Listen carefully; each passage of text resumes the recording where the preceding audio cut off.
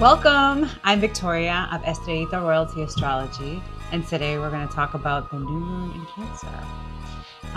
Thank you so much to everyone. Before I get into it, thank you so much to everyone for your ongoing feedback about what you've been experiencing with the astrology, and also feedback regarding the episodes. I've been hearing a mix of different things. Sometimes people agree, sometimes they disagree, but it's all meaningful to me as I'm figuring out how to build this show.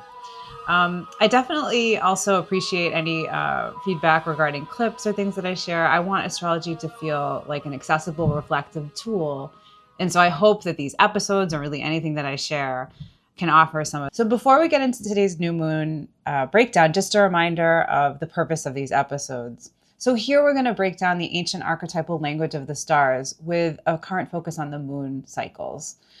We'll use this ancient language to talk out the patterns and rhythms cycling in the skies up above that might be able to offer us some insight into our lives lived here down on the ground. As a reminder, new moons are the beginning of a cycle.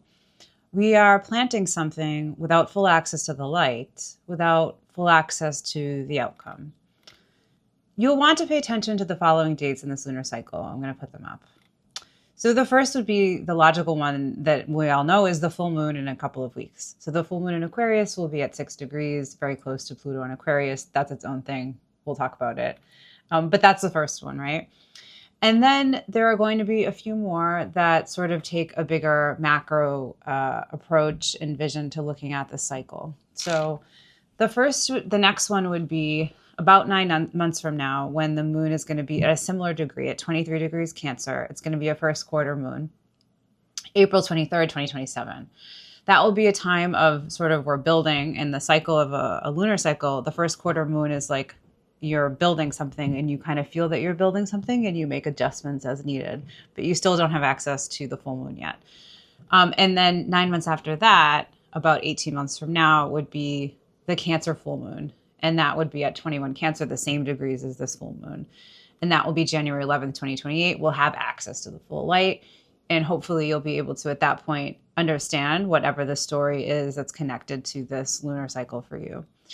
And then the final piece would be the last quarter moon in Cancer at 18 degrees. So not 21, but still very similar degrees. So this all hits like a similar area of your chart.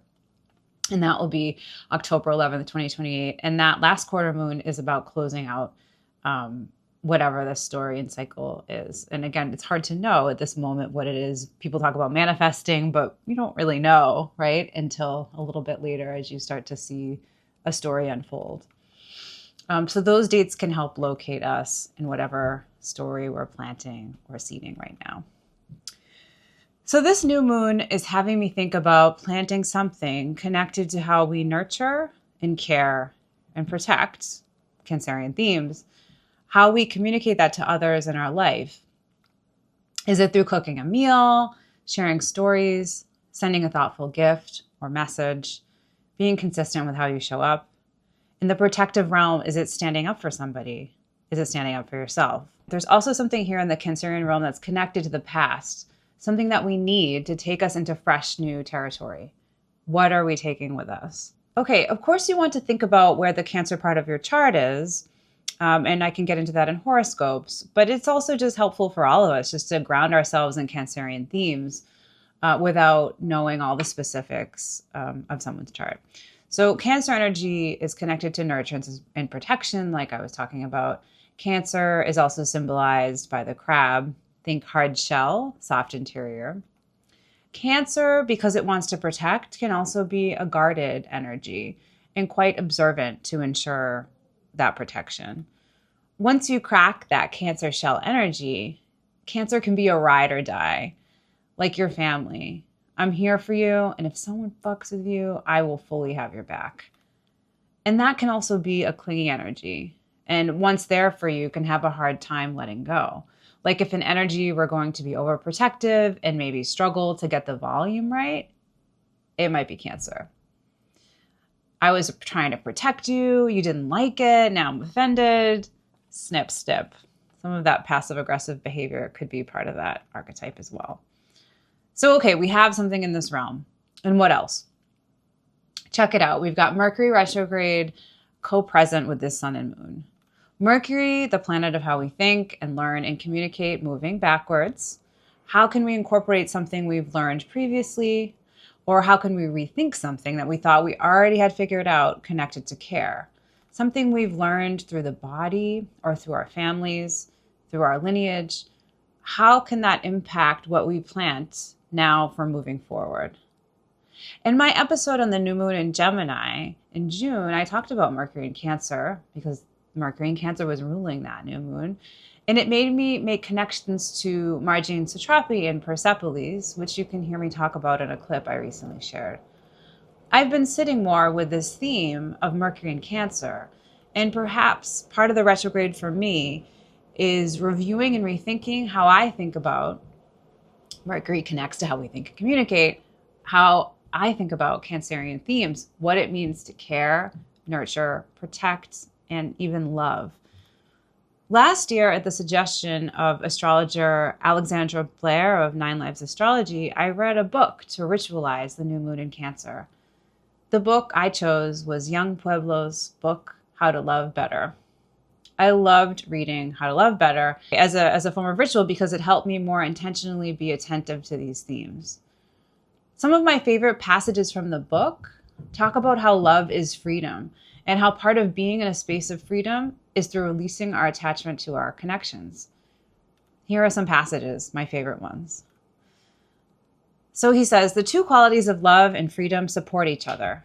Cultivating freedom enhances your ability to love. Cultivating love makes you more and more free. To develop either requires the dissolution of ego and the repeated act of letting go so you are no longer attached to anything. Another quote that contextualizes that one. For freedom to be fully accessed, the mind needs to utterly embrace the universal law of impermanence, the truth that everything is always changing. It seems straightforward at the intellectual level, but this truth is one that we always fight because the mind is inclined toward attachment. And I like this. I like these quotes because I think attention present in Cancer can be, yes, the crab wants to nurture and be soft and be the mother and also be a fierce protector. But a challenge can also be letting go. Knowing how and when to release the claws on what you've been protecting, what you've been nurturing, whether that be a person or people in our lives or even a storyline. Where can we soften so that we can let something go? And that being an act of love. Part of what I love about Young Pueblo when he talks about love is that it is a practice and it starts with the self. That we have to love ourselves and accept ourselves and be able to look at ourselves clearly. If you look up his writings, you'll quickly learn that he does this through Vipassana meditation. And it is inspiring because the idea that love takes discipline and hard work because it's not easy to see ourselves clearly. And if we want to love anyone better, including ourselves, it's going to likely have to include a self-love practice and component that might not feel easy all of the time. Otherwise, we might end up giving of ourselves, nurturing, protecting, caring, with all kinds of conditions and resentments, which then makes me question whether love is present. So we're back to Mercury in retrograde in Cancer. Baked into this new moon, only a few degrees away. It was just Cazimi at the heart of the sun a few days earlier. Astrologers talk about this being a point of clarity during the Mercury retrograde cycle when she meets the heart of the sun. So perhaps you have newfound clarity. The sun is beaming right on Mercury, connected to all of these themes. Mercury was also at 21 degrees, the exact degrees of this lunation, on June 18th, on July 11th, July 12th, and once more will be again on August 3rd. So also pay attention to those dates connected to this lunar cycle. Are there any repeated themes connected to what was coming up June 18th, July 11th, and 12th, and later on August 3rd as connected to these Cancerian themes? In this lunation, there's a nod to the past, but there's also a nod to the future. And the moment is also ripe and fresh for new blood with all of the outer planets in their early degrees of these signs. Astrologers have spoken about this almost as if it is a new era. This configuration is also being referred to as a basket. And any planet that enters these signs will activate this basket of fresh new energy. And all that, this basket are all sextiles and trines, and those are ultimately supportive ways for these planets to connect. Layering onto the fresh and new are Uranus and Gemini and Mars and Gemini, both signs that were recently conjunct. This adds an element of we know something that we didn't know before. What are we doing with that information? How is it changing? And how has it changed how we move and shake? Venus in Virgo, the planet of love and relationships, is squaring that energy, which can add to the fresh and innovative. This, for me, invites even more room to bring in fresh ways of thinking about how we love and show up in relationship. Venus, the planet of how we love, similar to Mars and Gemini, they're both ruled by Mercury. And Uranus, also guess what? Ruled by Mercury. All roads back to Mercury in Cancer. So lots of thinking about our values, ourselves in relationships, and how we act. Uranus innovates and offers the fresh and new, and it can also offer the unexpected. So where are we asked or perhaps pushed to upgrade our thinking with how we love, with how we show up for others, or just rethink what we and others need at this time? Jupiter and Pluto are approaching an exact opposition. Jupiter in Leo is about making meaning through generosity and big-heartedness and the self and the ego and legacy. And Pluto in Aquarius challenges that energy in an opposition through collectivism. So how is your legacy serving a sense of collective power? How is it addressing our humanity? It's like they both one can't exist without the other on that Leo Aquarius axis. And of course, the nodes of the moon, which tell us where the eclipses are going to be in the next year and a half, they are moving into that axis as well. So that's like also right for us as collectively to think about that Leo Aquarius axis. Another book I just started reading, which falls nicely into that tension of the self and the big-heartedness of the self versus the big-heartedness collective love, is the classic All About Love by Bell Hooks. In it, she talks about how love is active, not just a nebulous feeling. She also discusses the implications of not being clear about what love is, not knowing how to name it, the implications that it has, not knowing how to name it, for our interpersonal relationships and also collectively. Like, if we don't know how to recognize love or practice love, how do we know we have a loving society? She even makes a distinction between care and love, and how care can be present without love. But love will require care, among the other likely words we can imagine. This, for me, connects to this Jupiter, Leo, and Pluto Aquarius tension of the loving self, as I was talking about, versus the collective, how love moves beyond the interpersonal. And of course, talking about the definition of love even brings me back to Mercury retrograde in Cancer, how we think about and communicate what love even is or means. Hooks uses a definition of love that highlights that loving involves nurturing and allowing the personal growth and spiritual path of another, which for me connects back to the idea earlier that I was drawn to from Young Pueblo and how to love better. And how to love is to also detach, which for Cancer energy can be hard to do. But maybe with this fresh new era of planets, we can work on this for ourselves and for our collective. How can we care for and protect our people, ourselves, and how can we do so without expecting a return on our investment? Not to be taken advantage of, but because we trust that nurturing others' growth is a loving act. But again, as a reminder, we must learn how to do this for ourselves too. Otherwise, we'll always be waiting for applause or something in return. Okay, so Jupiter, freshly in Leo at 3 degrees. I was taking stock of when Jupiter was at the same degree of this new moon, as it just spent a year in Cancer. Jupiter was at 21 degrees Cancer, May 15th through 20th. Do those dates ring a bell for you? Look up some photos on your phone. That's what I had to do to kind of jog my memory of what was happening then. It will help you make meaning in terms of what is coming up for you around this new moon.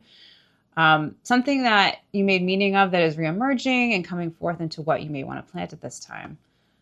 Another reason I'm bringing up Jupiter is because it is something in astrology called the bound ruler of the planet at 21 degrees Cancer.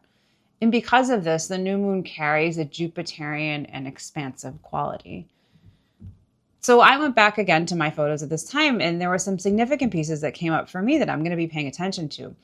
One is that during that time, my partner and I dropped off our baby 10-year-old cat to stay with a friend as my partner sorts out his cat allergies. This was such a big deal for us. And part of what was meaningful for us was that it wasn't so much letting her go that was difficult, but it was that someone in our community was so gracious and willing to care for our cat who we love so much. And we trusted her, and her being able to do that for a number of weeks meant so much. Another is that we went out into the city. I saw through my photos on a date, and we had a great time hopping around. And we've recently always been so worried about overspending. It's been a theme. And so this was a time where we were kind of not just letting it go, but trying to figure out how to create a sense of boundary, like and limits around not maybe going out to dinner, but having some drinks and going to a fast food place and having a little bit more of a spontaneous quality. And anyway, I'm noticing that was present. When I was writing this episode, I was talking with a friend about these dates, and she was able to clock that for her, she had an injury at this time that was not only painful, but impacted her ability to walk. She was struck by the community care that she experienced from some of her coworkers. Another beautiful moment she shared in terms of being taken care of was that her dog in those few days, while she was nursing her injury at home, came right over to her and snuggled right on top of her wound. And it was so meaningful that she had a picture of this. So for me, I'll be paying attention to what I'm planting at this time and how it comes back to trusting in community in some way. And also with my partner, maybe taking care of each other by also nurturing a sense of fun and spontaneity. I love the idea of using this new moon to read about love or community care, or perhaps your own family roots and lineage, all cancerian themes. So I'm going to share a little bit about what I'm reading about and what it brings up for me. So I'm reading right now All About Love by Bell Hooks, like I shared. I'm still finishing up another Bell Hooks classic on Feminism is for Everybody. And it really is about collective love, right? Breaking down harmful systems. I also just started a Cook's Tour by Anthony Bourdain. I think my Sag moon, which craves travel, and this gets nurtured through his travel adventures and beautiful writing. Also connected to lineage, and it's also making me think of the nodes of the moon, is that 9 years ago, my mom and I read the book, A War Against All Puerto Ricans, together. My mom's side of the family is Puerto Rican. That's why we read it. We read this when I was preparing to go back to the island after not having visited in 21 years. And fun fact, I went back 1 month before Hurricane Maria hit. We had never read a book together before like this, and it was meaningful for us to do this together, a bit like holding someone's hand. It was also the first time I really dove into Puerto Rican history, and I was already in my 30s. And even though it is heavy and it has been important for me to know this colonial history, this colonial legacy, this colonial present that up until recently wasn't spoken about so openly. I share all of this to say that we are about to read another book again for the first time since 2017. Jorel Melendez Badillo, the historian that Bad Bunny collaborated with for Debí Tirar Más Fotos, released a book on Puerto Rico called Puerto Rico: A National History a couple years ago, and that's the one we're going to read together. What are you going to read for this new moon in Cancer? How are you going to rethink these themes of love and connection, nurturance and protection, and how it connects to your own story and your own reflective path? Before we go, I just also wanted to plug a good friend of mine who is a writer, who has a Substack, Primitive Prime Lab, did an exploration of what love means and was doing some writing connected to love, and did a survey that I participated in where he asked his readers to talk about what their definition of love was and how it was informed by readings that they had done. So if I can, I'm going to try to find a way to link you to his work because it directly connects to the themes that I was talking about of this new moon in Cancer and the episode.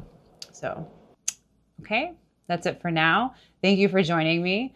I'll have one more video on horoscopes connected to this new moon in Cancer for all 12 rising signs. Thank you so much for tuning in and joining me. If you're enjoying these episodes, please like, please subscribe. Of course, share with a friend if you think it would be helpful to do so. Please go to Estrellita Royalty, where you can book through the summer. Feel free to let me know in the comments how this new moon in Cancer is landing for you. All my love to you always. Con mucho, mucho, mucho amor. Bye.